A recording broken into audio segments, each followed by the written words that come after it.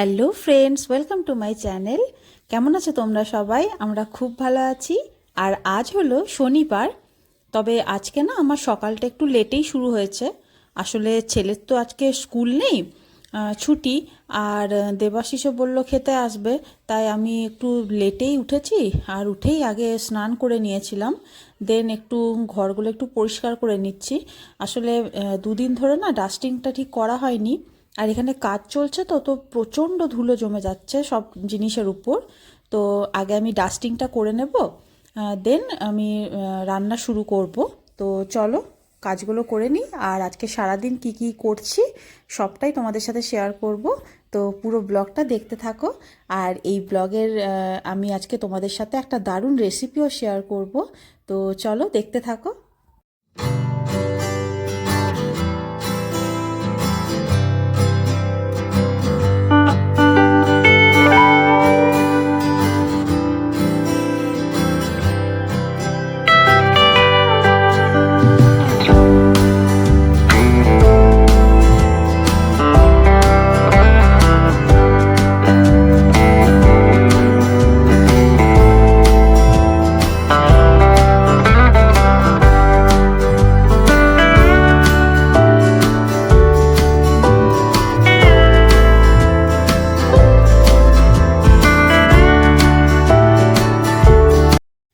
তো ব্যাস আমার কাজও সব মোটামুটি হয়ে গেছে। আর গাছগুলোকে না আজকে অনেক দিন পরে একটু জল দিয়ে নিলাম, পরিষ্কার করে নিলাম। গাছের পাতাগুলো দেখলাম একটু নোংরা হয়ে গেছিলো। ওই সিমেন্টের জন্য, সিমেন্টের কাজ হচ্ছে তো, তাই ওপরে ওই সিমেন্টগুলো জমে পাতাগুলো পুরো নোংরা হয়ে গেছিলো। তো ওই জায়গাটাকে একটু পরিষ্কার করে নিলাম। দেন আমি রান্না করে নেব। আজকে খুব সিম্পল রান্না করব। আজকে একটু ডাল করব গাজর আর মটরশুঁটি দিয়ে, একদম ডাইরেক্ট প্রেসার কুকারে সেদ্ধ করেই করব, 1 সম্বর ডাল বলে। আর মানে এটার জন্য আলাদা করে ডালটাকে সেদ্ধ করে তারপরে ছকা লাগানোর দরকার হয় না। একদম মটরশুঁটি, গাজর আর ডাল দিয়ে একটু প্রেসার কুকারের মধ্যে এই যে 5 ফোড়ন দিয়ে দিলাম তেলের উপর। দেন এটার মধ্যে মটরশুঁটি আর গাজরগুলোকে দিয়ে অল্প একটু ফ্রাই করে নেব। দেন তারপরে ওই ধুয়ে রাখা মুসুরির ডালটাকে দিয়ে একটু নাড়াচাড়া করে নুন হলুদ দিয়ে, আর যদি চান তো অল্প একটু চিনি দিতে পারেন, তবে আমি চিনিটা খুব একটা রান্নায় দিই না, আমি একটু অ্যাভয়েডই করি চিনিটা, তো আমি দিইনি। দেন জল দিয়ে সিটি মেরে দেবেন, দেখবেন খুব ভালো খেতে হয়। শীতকালের জন্য এই ডালটা বেস্ট। আর একটু ডিম আলু সবজি আর বাটি পোস্ত করে নেব, ব্যাস তাহলেই হয়ে যাবে আজকের লাঞ্চ।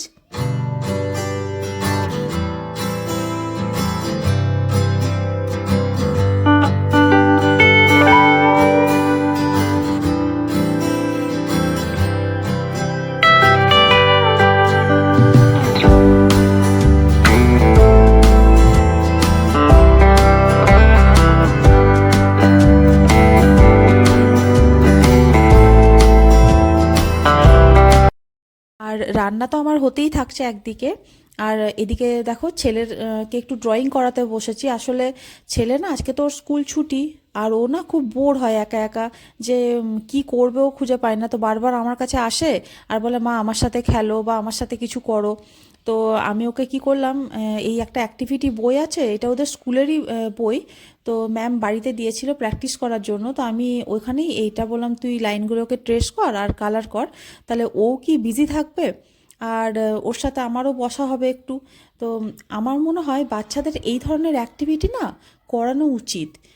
আর এদের যে স্কুলের যে বইগুলো আছে খুব ভালো, মানে স্টেপ বাই স্টেপ বাচ্চাদের কিভাবে লেখা শেখানো হবে, বা কিভাবে বাচ্চাদের গ্রোথের হিসাবে না, বয়সের হিসাবে বেশ ভালো বইগুলো। আর আমার ছেলেকে যখন আমি স্কুলে ভর্তি করেছিলাম তখন ওর বয়স ছিল 2.5 বছর। পুরো 2.5 বছরে ও প্রি নার্সারিতে ভর্তি হয়েছিল। তো তখন না আমি একটু ভয়ই পেতাম যে ওকে আমি কি করে শেখাবো, কারণ ওর থেকে প্রায় 1 বছরের বড় ছেলেমেয়েরা ওর সাথেই পড়ছে। তো আমি ভয় পেতাম যে কি হবে, ও ধরতে পারবে না পারবে না। কিন্তু দেখলাম ওদের বইগুলোই এমনভাবে তৈরি করা, মানে স্টেপ বাই স্টেপ। তো ও কিন্তু আস্তে আস্তে শিখেই গেল। আর ওকে এইভাবে কিন্তু ও যখন বাড়িতে থাকে ওকে আমি এইভাবে এনগেজ রাখি কোনো কিছু না কিছুতে, তাতে কালার এদিক ওদিক বেরোচ্ছে বেরোক, কিন্তু বাচ্চাদের ওই গ্রিপটাই হচ্ছে দরকার। আর ও এইভাবে কালার করতেও খুব ভালো লাগে, ও ভালোবাসে আর কি। তো আমি এইভাবেই ওকে বসিয়ে খানিকক্ষণ কালার করাই, এতে কি বাচ্চাদের কনসেন্ট্রেশন পাওয়ারটাও অনেক ইমপ্রুভ করে। তো ব্যাস ওর সাথে আমারও একটু টাইম কাটানো হয়। তো এইভাবে ও একটু করলো আর বইটাকে আমাকে বললো যে মা তুমি কিন্তু বইটাকে বন্ধ করো না, পাপা যখন খেতে আসবে আমি কিন্তু তখন পাপাকে দেখাবো যে আমি কত সুন্দর কালার করেছি।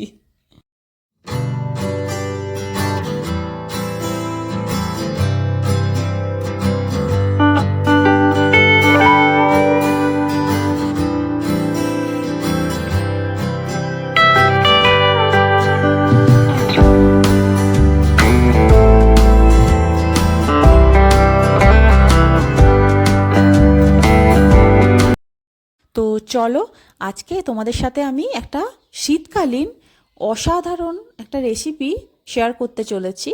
তো সেটা হলো নলেন গুড়ের রসগোল্লা। আর রসগোল্লা খেতে আমার হাজবেন্ড আর আমার ছেলে চরম ভালোবাসে।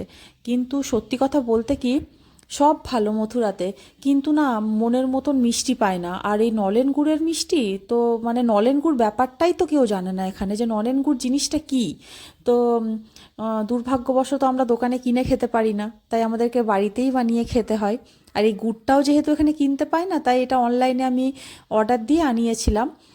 আর আমি বাড়ির থেকে আনি গুড়, কিন্তু ওটা মা কী করে এখন কিনে রেখে দেয়।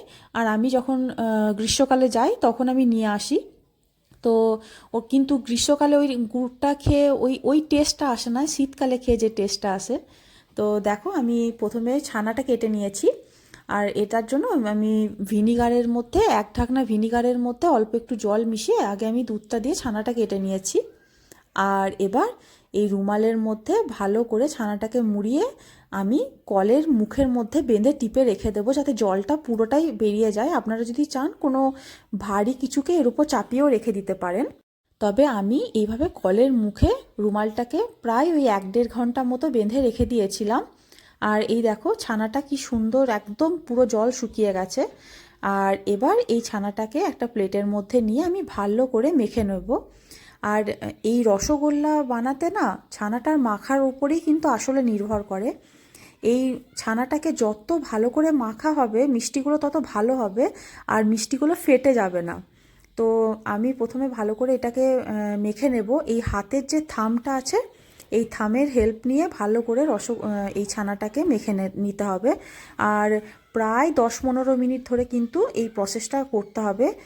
এই প্রসেসটা যত বেশিক্ষণ করতে পারবে ততই কিন্তু রসগোল্লাগুলো ভালো হবে।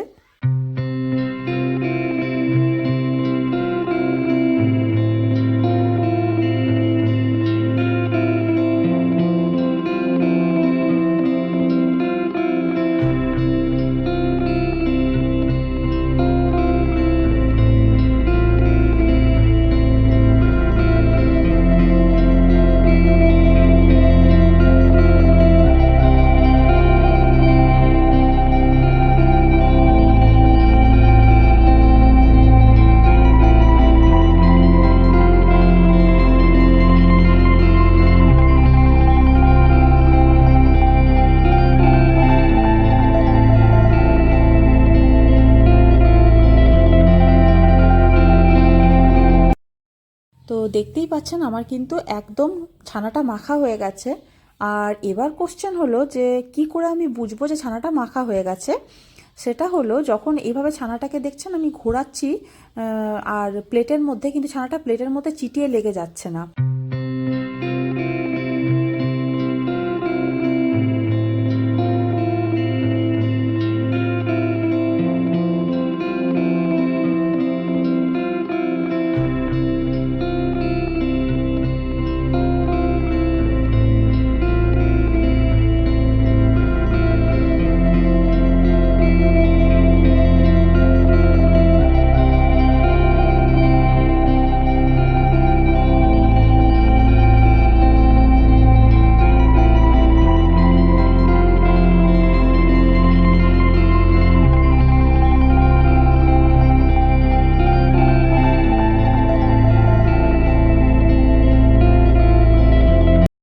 আর দেখো গুড়ের রসটার জন্য আমি প্রথমে 2 কাপ জল নিয়ে নিয়েছি।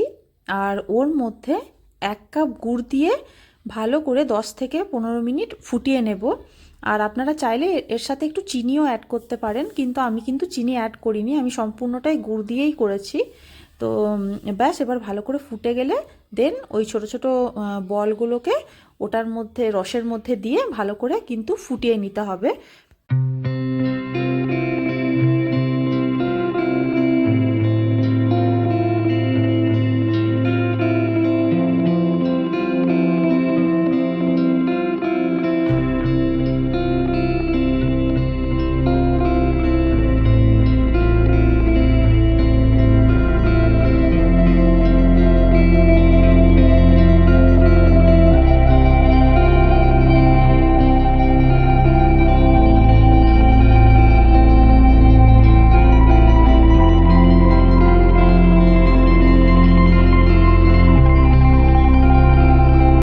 আর এভাবেই কিন্তু রসগোল্লাগুলোকে রসের মধ্যে দিয়ে 20 থেকে 25 মিনিট ভালো করে একদম সিমে আঁচে সেদ্ধ করে নিতে হবে। আর এই সময় কিন্তু যদি চান আপনারা তো ঢাকাও দিতে পারেন, ঢাকা দিলে কি টাইমটা একটু কম লাগবে। আর ব্যাস এবার 20-25 মিনিট পরে দেখবেন আপনার নলেন গুড়ের রসগোল্লা একদম রেডি।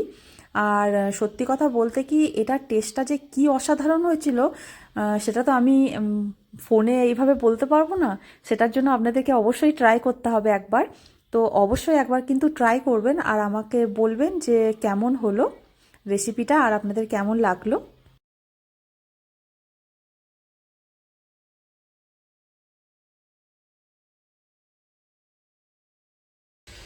তো ছেলেকে স্নান করিয়ে আমি ছাদে নিয়ে এলাম। আর আমার তো স্নান আগেই হয়ে গেছিলো, দেখতেই তো পেয়েছো। আর ওকে না আমি শনিবার দিনই শ্যাম্পুটা করানোর চেষ্টা করি।